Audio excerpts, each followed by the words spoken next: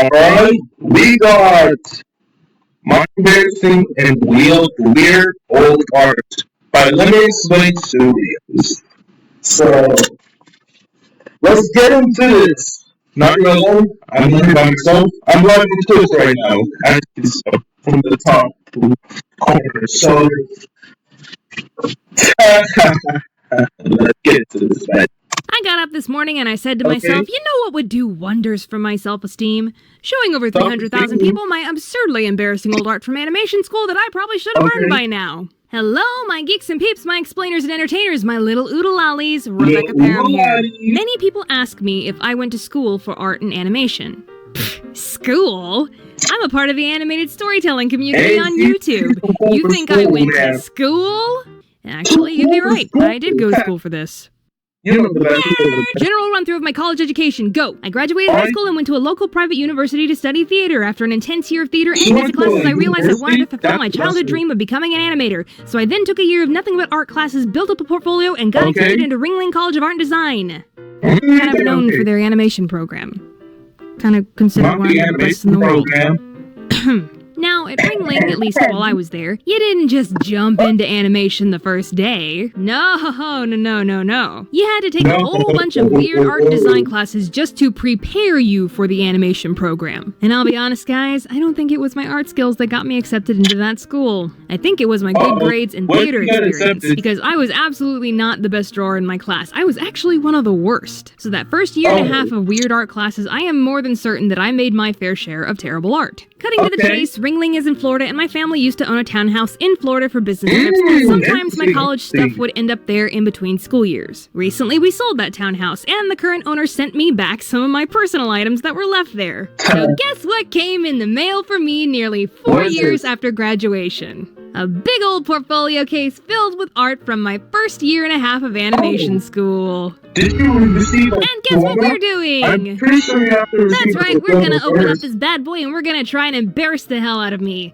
Knock the old ego down a few notches. Official content warning, a lot of this artwork is from my figure drawing class, which is the class that you draw nude models. So if you think you're gonna be a little squeamish looking at some bad but tasteful drawings of nude models, then go ahead and click off. I'll see you in the next video. And yes, I did look up YouTube's community guidelines regarding this, and it's all completely within the artistic/educational parameters. We good. And here it is. This is the box that it was sent in. I haven't opened it. I haven't looked at this art. I want to say in like 6 or 7 years. I only have very vague memories of the art classes that I took at the time, so this is going to be as much of a surprise to me as it is to you guys. Let's get this sucker open! So apparently I had 2 of them in there. I don't remember 2 of them, I only remember the one on top, but hey, the more the merrier. Let's start with you. So we're just going to take whatever is on top first.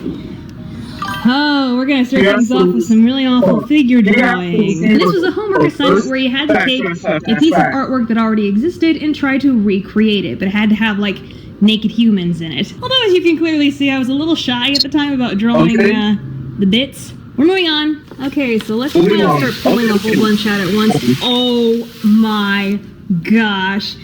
Guys, do you even recognize who this is? That's Goofy. Okay, so we had a figure drawing class assignment in which we had to take a popular Goofy.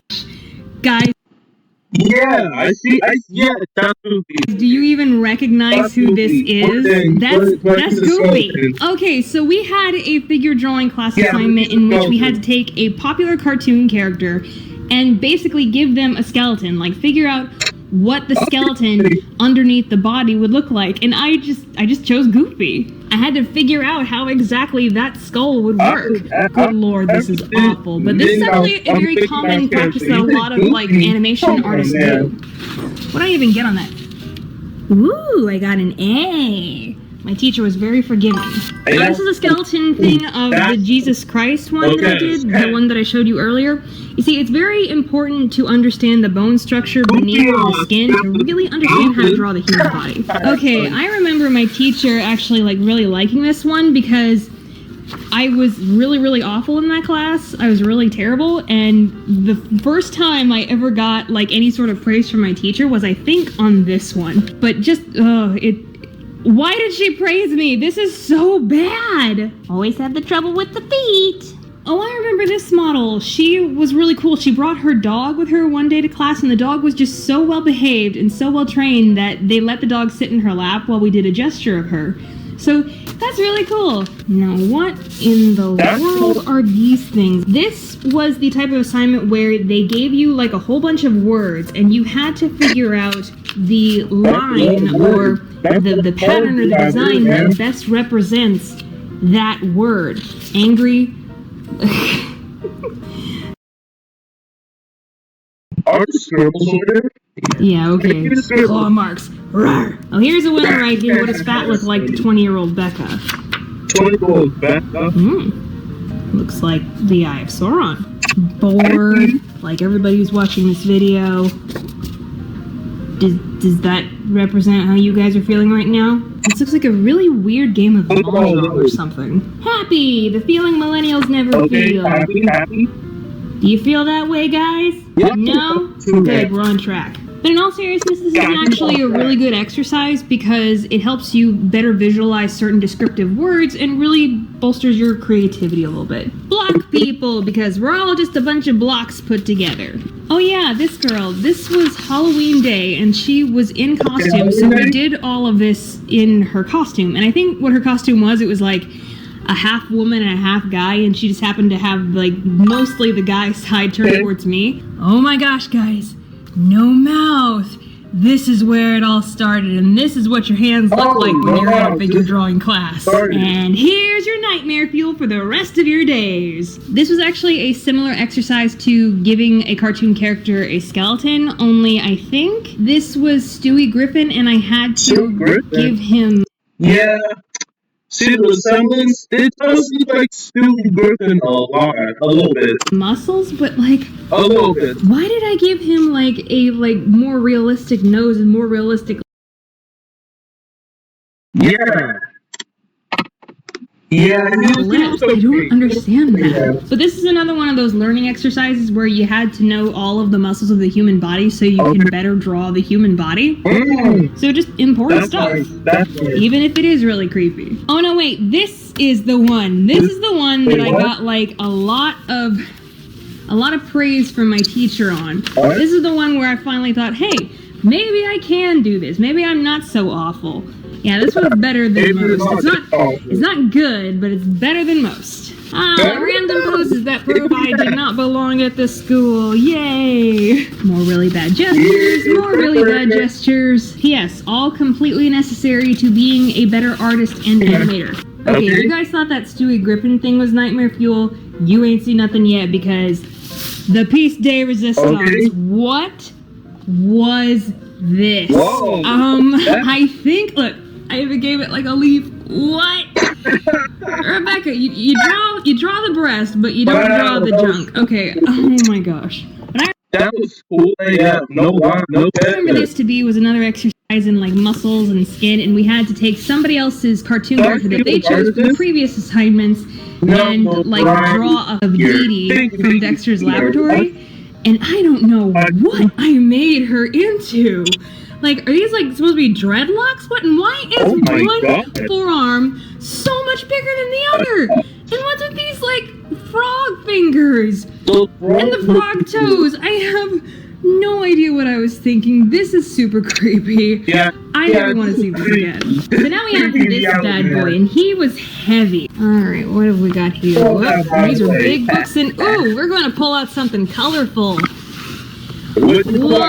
What is that? So I have a business of art and design minor, and I had to take a lot of business classes, and one of my favorite teachers was the teacher of this class, and she wanted us to do an art project of like what life means to us, and I said, well, life is like a balancing act. Look at that derpy dopey expression. I like the concept because I still believe that life is nothing but a balancing act, but still, this never needs to see the light of day again. Newsprint. Here we go. Yet another example of the failures. Wait, what did you do? Okay, so this is the point where I found 2 whole sketch pads filled with nothing but bad drawings. Just look at how many I'm flipping through right now. There is over 100 of them, and not a 100? You got a lot of... single one is good enough to be in a portfolio. I want to recall an old Walt Stanchfield quote that everybody needs to remember. Don't be afraid to make a mistake. We all have 10,000 bad drawings in us. The sooner we get them out, the better. That's not factual right there, but that's a factual message. I'd say that number is higher. Look, I was in one of America's best animation school programs, and I was still getting those bad drawings out. To this day, I am what are the bad drawings? still getting them out. This is what getting better looks like. It is mountains and mountains of ugly, unusable drawings. Out of 100, you may have a couple that are okay. Every professional artist out there has their own mountain range of bad drawings. I get asked for art and animation tips all the time, and this is really the most important insight that I can give you. Practice. Practice more. Practice even perfect. more than that. Practice until you fall asleep, face first, into your sketchbook, because that is what you are supposed to do in order to get better. Every bad drawing is a tiny baby step closer to where you want to be. Okay, I know I've been ragging on past Becca pretty hard throughout this entire video, but back then, she was really trying her best. I was really trying my best. Fighting my way through an extraordinarily hard college program surrounded by people who were far better than me. The very definition of intimidating. I guess my point in all of this is, if a socially awkward theater geek with low self-esteem who was in way over her head can do it, then chances are so can you. Just takes a lot of passion and self-discipline and determination. And maybe some iron-willed stubbornness at times. Keep drawing, all my new artists out there. And thank you so much for tuning in, but now I gotta tune out. Tune out? Bye! Okay, tune out. Hey guys, Editor Becca here, one last thing. Thank you so much to everybody. I'm sorry, I guess. Alright. To do the outro, don't forget to like, comment, subscribe, turn on notifications, post notifications. And until next time, 7 morning, sign off.